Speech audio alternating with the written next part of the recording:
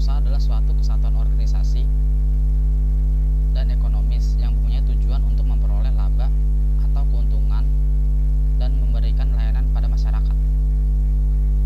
Ada beberapa hal yang perlu diperhatikan untuk mendirikan suatu badan usaha, di antaranya sebagai berikut. Produk dan jasa yang nantinya akan dijual atau diperdagangkan. Lalu cara pemasaran produk atau jasa yang akan diperdagangkan. Kemudian penentuan mengenai harga pokok dan harga jual pada produk ataupun jasa. Kemudian kebutuhan akan tenaga kerja. Lalu kemudian organisasi internal, pembelanjaan dan jenis dari badan usaha yang akan dipilih, dan pemilihan atas jenis dari badan usaha yang dipengaruhi oleh beberapa faktor. Faktor tersebut diantaranya tipe dari usahanya, misalnya seperti perkebunan, industri, perdagangan, dan lainnya. Kemudian luas dari jangkauan pemasaran yang akan dicapai. Kemudian modal yang diperlukan untuk memulai usaha. Kemudian sistem pengawasan dan yang dikehendaki, serta tinggi dan rendahnya risiko yang nantinya akan dihadapi, jangka waktu izin operasional yang diberikan oleh pemerintah, dan terakhir keuntungan yang direncanakan. Kemudian di sini ada kelebihan dan kekurangan badan usaha. Kelebihan badan usaha diantaranya: 1.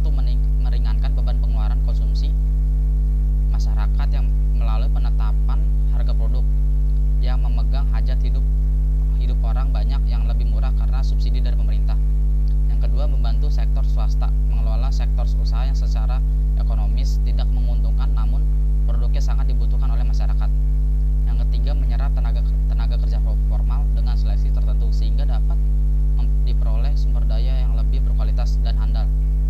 Yang keempat, mudah mengumpulkan modal karena modal berasal dari kekayaan negara atau daerah yang dipisahkan. Yang kelima, pengolahannya berasal dari direksi dan komisaris yang ditunjukkan pemerintah dan RUPS sehingga lebih berhati-hati dan proporsional.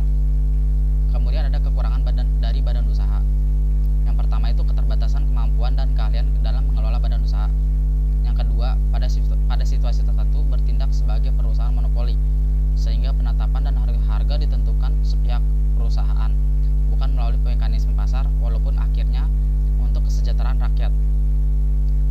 Yang ketiga itu pendirinya sukar karena harus melalui peraturan dan perundang-undangan yang berlaku. Kemudian ada jenis-jenis badan usaha di Indonesia.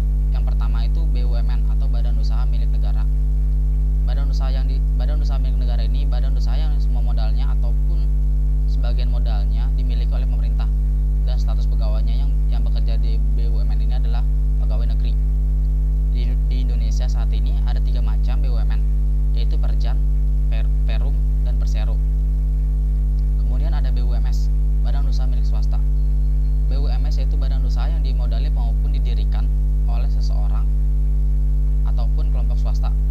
Ada macam-macam BUMS diantaranya sebagai berikut. Ada firma, CV, PT, perseroan terbatas. Kemudian perbedaan badan usaha dan perusahaan. Badan usaha memiliki kesatuan yuridis, maksudnya menggunakan aspek-aspek hukum yang harus dipenuhi untuk dapat mencapai tujuannya. Sedangkan perusahaan merupakan suatu kesatuan faktor produksi yang melakukan kegiatan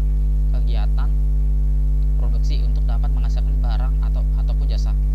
Perusahaan merupakan salah satu alat untuk mencapai tujuan dari badan usaha. Dan badan usaha bisa saja mempunyai beberapa perusahaan untuk